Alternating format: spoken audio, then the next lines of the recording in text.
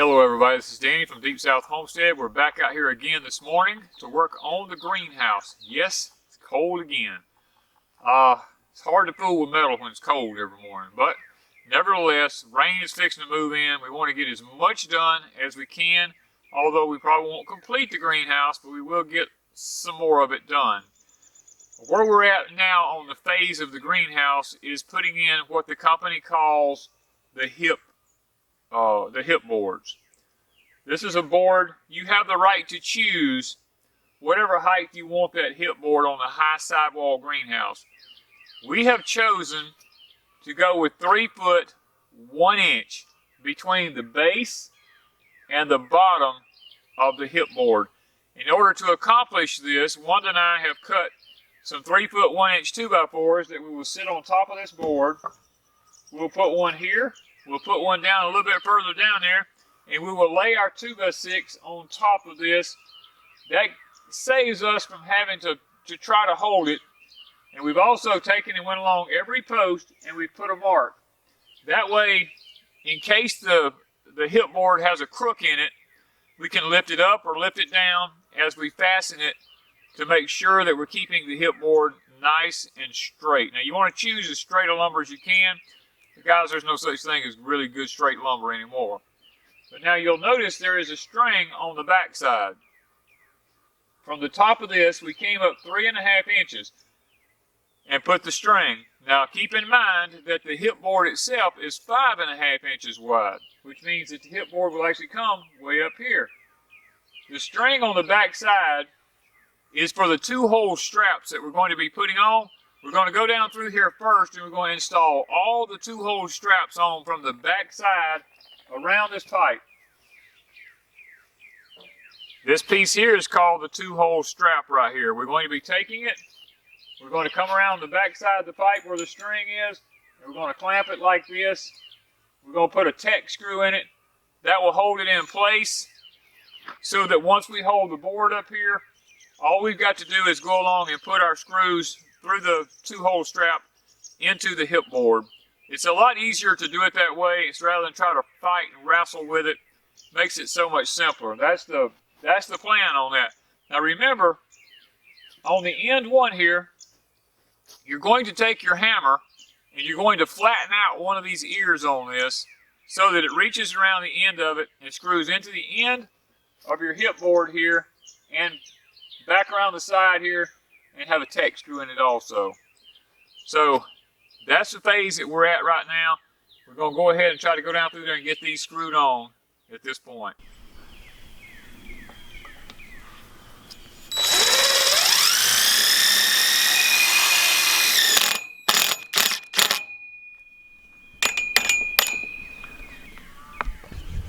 Okay guys, when you put this strap on ahead of time, make sure that this hole is at least 1/2 to 3/4 of an inch beyond the edge of the pipe there, so you got room to screw it into the end of your board when you put it up here. This is the last. This is the last one. This is on your first pipe and your last pipe.